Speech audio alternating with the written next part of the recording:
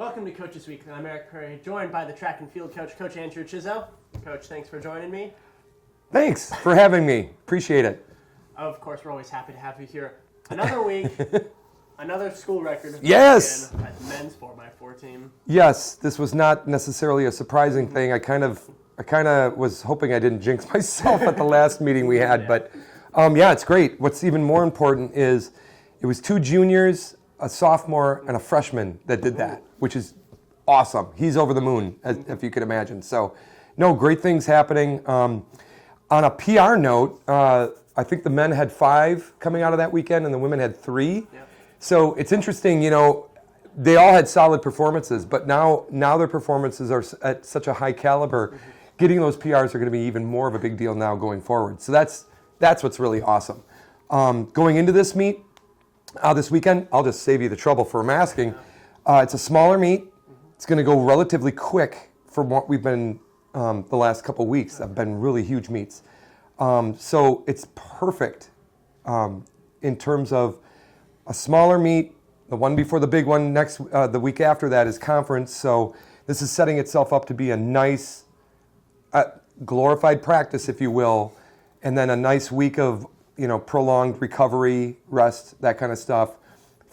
Fixing what's ailing us after this weekend and working on that and recovering from that for the best performance that you can execute on the next weekend. So that's kind of what we're looking at as we're going forward at this point. And does it help the one on Saturdays back at CUC Chicago? Does it help that you've already been there before this season? Yeah, absolutely. They know the ins and outs now. It's kind of what I was looking forward to as I was setting up the schedule is you've done all this stuff before. Let's see what...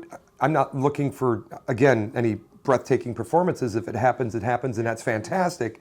But at the same token, this is your chance to get your head straight. Kind of let's look at our body of work that we've done up until now. Where are some places that we can maybe improve or help out for the long run, especially going into the week before conference. So it's like a tune-up meet, essentially. Yeah, absolutely. They kind of all are, if you think about it that way, in terms of on the coaching side of things. So, yeah, for the women, we hope that they've gained confidence, gained experience. On the men's side, pretty much the same thing. The coaches now, we have a better understanding of these freshman athletes that came in. Certainly a better understanding of all of our veterans as well as to what makes them tick, perform better, execute better at that higher level. So that's all we're hoping for. That's all we're, again, going to strive and stress is focus on the execution. The expectations aside, if you focus on your intent, if you focus on the execution, good things are going to happen. So, nice. Yeah. Going back to the 4x4, I know Yeah. last week you mentioned that last week you were thinking that they could get it this week. Oh yeah. When they started the race, did you have the feeling like, oh yeah, they got this? Yeah, I did. Interestingly enough, there was a lot of teams, and so therefore there was a lot of competition at that level as well. In the handoff areas for the 4x4, they're all kind of glommed together there, and whoever's in the lead going out of that curve is how they stack them for the exchanges. Now, in our case, there was a lot of, I'm not going to call it interference, there's just a lot of bodies that are there, and you got to kind of figure out a way to get the most efficient path to your person. That being said, at our conference meet, that will not be there.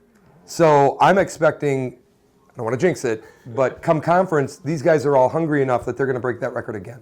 Probably by another second.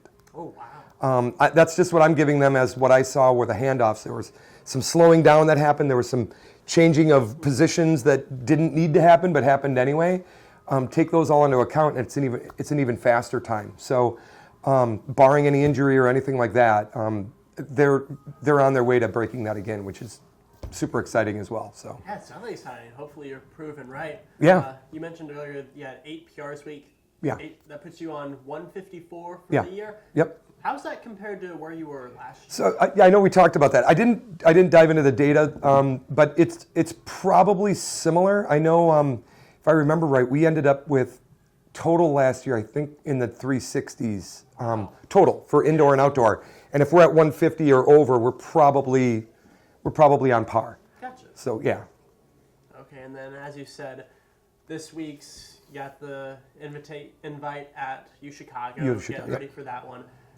What do you tell them going into that? It's like, this is your last one before conference. Like, what do you tell them to just make sure they're in the correct headspace, I guess? What I've always been focusing on, especially up until now, is all of this is glorified practices. Conference is where we want you to peak. Mm-hmm. That being said, we have less and less practices before conference. So during the week of practices, especially the hard days, the Mondays and Wednesdays, these are the hard practices. Make these days the days that make you better. That's what they're there for. If you focus on the intent of making yourself better, you're going to make yourself better. It's just the way it is. Come meet day or the meet weekend, it's you focused on making yourself better, now execute. The tough thing with track and field events, especially in the field events, is you have 3 attempts. Mm-hmm. And if you're not on those 3 attempts, it's hard to come back. For instance, you scratch on your first attempt in long jump. You have 2 more jumps. But now we have to adjust as to what we saw in that first attempt, make sure that works, so the second attempt is a make, is a clear distance that they can measure. If that doesn't happen, now the stress levels go up. Now the anxiety comes in and creeps in. Now they're searching out coaches to find, what do I do? And, so barring all that, we want them to kind of take things into their own hands, knowing that I'm not going to be around or coaches aren't going to be around for every single jump. It's just not in the cards. But taking that experience that you gained through this whole season, know that you can make some changes on your own or with other teammates that are there helping you, because that always happens. And they're able to do that execution. That's all we're looking for is making sure that they're growing in that sense where they can gain more experience and confidence to also help themselves. Nice, gotcha. Well, yeah. That all does end up happening at the meet on Saturday and then going forward at conference next week. Yep. Well, once again, I think that's all the questions I have for you. Thank you again for joining me. You bet. I've been Eric Perry. This was Coach Andrew Chizzo, and we'll see you next time on Coaches Weekly.